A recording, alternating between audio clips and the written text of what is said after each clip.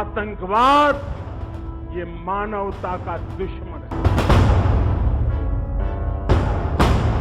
यही एक देश है जो चारों तरफ आतंकवाद को एक्सपोर्ट करने में लगा हुआ है। आतंकवाद के सामने न हिंदुस्तान झुका है, न हिंदुस्तान झुकेगा। आतंकवाद को परास्त करके रहेगा। As Prime Minister Modi unveils our response to the Uri attack, let us take a look at how his predecessors have acted in the past to such attacks from Pakistan. Post-Kargil, 3 such provocations come to mind. One was of course the dastardly 26/11 siege on Mumbai, which happened under Prime Minister Manmohan Singh's watch. The other was the attack on Parliament in December 2001, when the NDA's Atal Bihari Vajpayee was Prime Minister. And of course, the third is the IC-814 hijack. Let us now take a look at how India reacted at that time and compare it to the steps undertaken by Prime Minister Modi. News has just reported that Indian Airlines flight IC-814 has been hijacked. There is still no information on the identity of these men or their demands. On December 24, 1999, an Indian Airlines Airbus was hijacked shortly after it left Kathmandu for New Delhi. On board were 176 passengers.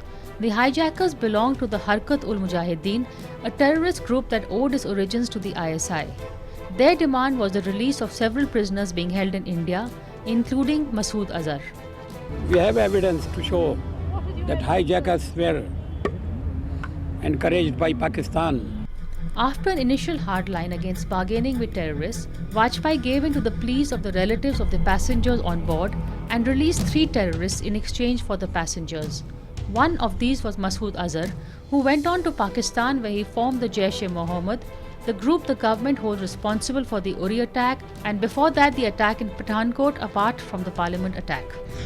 आज भी कांग्रेस कह दे कि वो जो लोग उस जहाज में थे, अभी भी कांग्रेस कह दे कि उनको मर जाना चाहिए था। हिम्मत है? हम लोग आए हैं, हमें गवर्नमेंट ने कहा है कि वो जो आपके पास कैदी हैं उनको ले जा छोड़ना है, क्योंकि वो कंधार में जहाज ले गए हैं, उससे हमें इसको निकालना है। मैंने कहा अल्लाह के वास्ते ये बताओ कि हम टेररिज्म से लड़ने वाले हैं कि हम इतनी भी कुर्बानी नहीं दे सकते हैं वतन के लिए? तो किस वतन को बचाने की बात कर रहे हो? I must tell you, I gave him hell. On 13 December 2001, 5 heavily armed terrorists belonging to the terror group Lashkar-e-Toiba and Jaish-e-Mohammed stormed the Parliament complex in New Delhi and opened fire indiscriminately. The attack led to the death of 12 people, including 1 civilian.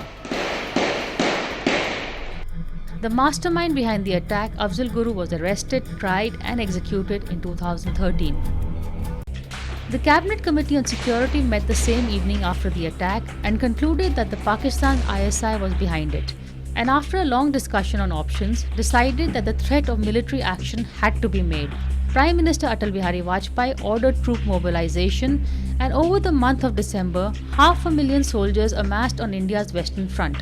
With the possibility of war looking real, Pakistan too withdrew its troops from the Afghan border, where they were supporting the US war in Afghanistan, and moved them to the border with India. It was only after the US persuaded General Pervez Musharraf to denounce jihadi groups in a speech in January 2002 that Vajpayee relented.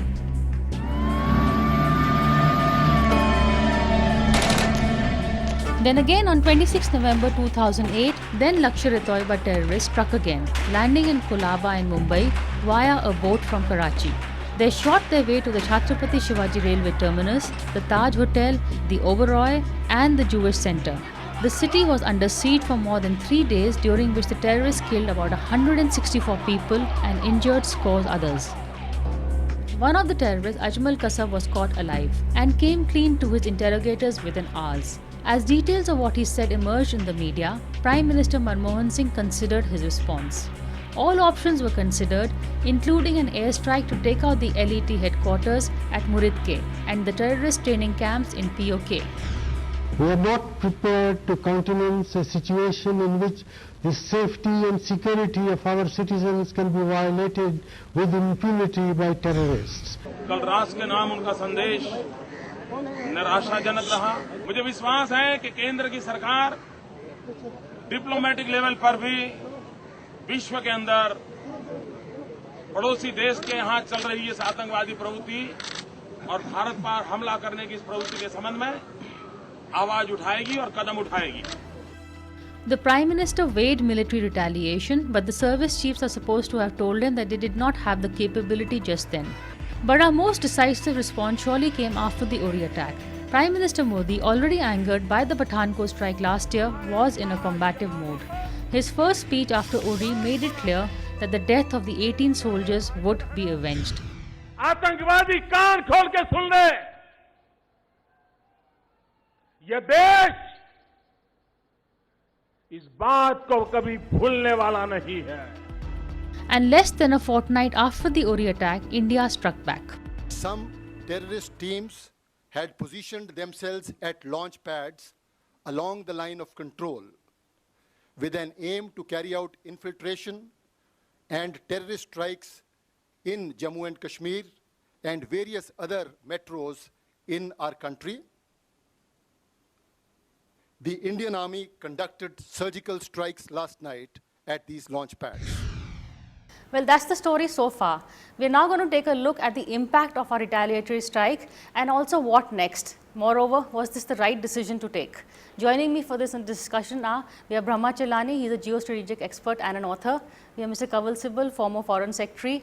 We have Ajai Sahni, he's a defense expert. So, Mr. Sahni, what do you think of the, let's just talk about the action, the retaliatory strike. Was this the right time? Has it sent the right message? What is your reading of it? Well, as far as the timing is concerned, the army had said earlier after the Uri attack that we will strike back at a time and place of our choosing. And I think that has been very, very clearly borne out. Obviously, this is of their choosing because it is very evident in the efficiency of the operation, the clear planning that has gone into it. So I would suggest the timing is perfect. And I would also suggest that this was the right move. I don't see this as an isolated, just the strike back, because if it is just a strike back, then it is one of many strikes that we have already carried out against the Pakistanis across the border when they have violated our side of the border. I think this is to be seen as a culmination of all that has happened after Uri. I think of this strike as the exclamation mark at the end of this changing discourse of the range of options that are now being explored by the government, of the diplomatic moves that have been made to build up the atmosphere for the strike and the legitimacy of this strike as a result of that globally. Not a single country in the world, including China, has actually criticized the Indian action. And I think that goes not only as a testament to the timing and the nature of this strike, but also of the build-up and the legitimacy of the strike that has been created by the government. Okay. Mr. Sibal, you also give your reading of the strike and also the diplomatic impact, the way India played the game. You know, we had created a huge psychological barrier ourselves by not crossing the line of control despite intense provocation from the Pakistani side, whether it was the Kargil attack or the attack on Parliament when we had Operation Prakram or subsequent terror attacks including Bombay. Somehow we were concerned that we will not be able to control the escalatory ladder and it might end up into some kind of a nuclear standoff, or even before that countries might start talking about the danger of a nuclear standoff and the whole issue will get internationalized in the wrong context. I'm so glad that we have broken the psychological barrier and we have officially said that we have struck across the line of control. Yeah. So it's a big change. Now, the consequence of this is that we have opened up a whole lot of space for ourselves, militarily, diplomatically, to now react to Pakistan's provocations in a way that hurts Pakistan and which deters Pakistan. Earlier, Pakistan was not deterred. They knew the Indian reaction already in advance, very predictable, that we will make some noise, we will say zero tolerance of terrorism, and within a few months we'll be back into the dialogue mode. Now they can't be sure because India can react at a time and a place and of its own choosing. So this has changed the ball game altogether and has changed Pakistan calculus, and this to my mind is a huge gain. And finally, with regard to the diplomatic reaction, I think we had prepared our ground extremely well. Modi had gone to the Gulf countries, to all those countries which support Pakistan. And we have been very astute in describing it not as a military operation, but as a counter-terrorism operation. Now, on this issue, nobody can fault us. Correct. That why have you taken action to combat terrorism when the whole world wants to declare a war on terrorism? So it's well played. Well played. And also when I talked about the timing, Mr. Chellaney, not reacting after Pathankot, but reacting now. Does that make sense to you? Not reacting after Pathankot didn't make sense to me. And in fact, it wasn't just Pathankot. That the Modi government didn't react to the Herat attack, didn't react to the Gurdaspur, Udhampur attacks, didn't react to the attacks on Indian consulates in Jalalabad and in Mazar-e-Sharif. So there was a string of Pakistan-backed attacks on Modi's watch. Pathankot, of course, was a watershed moment because the government of India shared intelligence about the attackers with Pakistan, and even invited the Pakistani team to come to Pathankot, which created a PR problem for the government. So after Uri, the government was under pressure from the public to act. I think to put this operation in a broader context, this was a limited operation with limited military objectives, yielding limited military benefits. But its broader political, psychological, and diplomatic benefits are much more significant. But if this is going to be a one-off military operation, then the military and non-military benefits accruing from it will gradually get neutralized. So one has to bear in mind that this, as Ambassador Sibal has pointed out, creates immense space for us. But if we do not take advantage of this new situation and go back to the old passive posture, then all the gains accruing from it will likely get neutralized. Because let's face it, one kind of operation of this type, however successful, is not going to dissuade the Pakistani military establishment and its rogue ISI agency to stop proxy war against India. We have to inflict direct costs on the Pakistani military. This operation publicly is being explained as an action not against the Pakistan military, but against terrorist launch pads. But we know that unless we do not impose costs on the Pakistan military, the unconventional war that Pakistan is waging against India by terror will continue. Some people say we should have targeted, go after someone, say Hafiz Saeed, get a symbolic victory also. I don't think any of this matters. As he says, this is a one-off incident. I don't think we can have a continuous succession of military attacks against Pakistan without somehow or the other pushing towards escalation. More importantly, I don't think military action is so necessary, except symbolically as retaliation for specific acts now committed, not historical acts. What we need to ensure is that the entire range of options that has now been opened out, and very few of which are actually being discussed in the media, and should not be discussed in the media actually, they are not only concretized into a long-term strategy for this country to be pursued irrespective of Pakistan's conduct. Please understand, every time Pakistan comes to the negotiating table, it doesn't stop terrorism. And I am very, very certain the first overtures or the first suggestions are already there, virtually lifting language out of Prime Minister Modi's speech at Kozhikode. Nawaz Sharif has now said we must focus on fighting poverty and backwardness. So this is how they're going to try to get you back to the table. They are going to say, let's start negotiations to cooperate against the greater evils of backwardness and underdevelopment and poverty instead of fighting each other. But they won't dismantle their camps. So our conditionalities must be very, very clear. We must begin an entire and complex process of imposing costs, as Brahma says, on Pakistan, and not necessarily militarily. I would suggest overwhelmingly non-militarily. And not deviate from this plan just because there are some friendly overtures from the other side.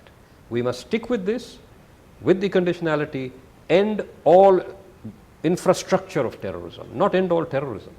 The infrastructure of terrorism must be dismantled entirely to the satisfaction of its victims, not to the satisfactions of its perpetrators.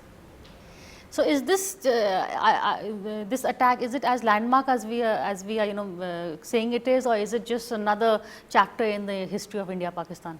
I think it's a landmark. It is a landmark. Because in it's my own discussions and conversations, there has always been this factor that Pakistan is an international actor. They want to drag us into a conflict. We have a lot more to suffer if there's a conflict, because we want to focus on poverty alleviation, growth. We have global aspirations, etc., etc., and the entire process will be complicated if we get into conflict with Pakistan. Foreign direct investment will not come in. This whole manufacturing base we want to develop. All these fears that we had. Now all these fears have been now discarded, and a risk has been taken to go across and describe it as a surgical strike. Now, whatever it was in terms of its scope, but if you describe it as a surgical strike, it sends a certain message to the Pakistani public and the military that the Indians are doing what the Americans are capable of doing, even if the scope is not the same. That they can come across, go across Pakistani territory, or let's say on the other side of the line of control, and hit at the targets and come back. Psychologically, this has an impact, and General Raheesh Sharif, who's now a big hero in Pakistan, naturally his image will suffer if the Indians get away with this, which is why they're downplaying it. Oh, no, there was actually no surgical strike, there was no crossing of the border, it was just the usual firing across the border, which is an existential phenomenon. I don't know what they mean by that. And downplaying it. This doesn't mean that they won't react, but they see the problem for themselves. So, therefore, but I entirely agree with what has been said.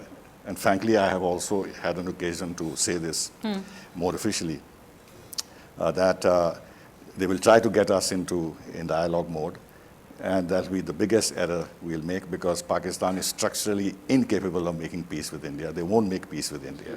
New rules of engagement, we're going to discuss that, but after a short break.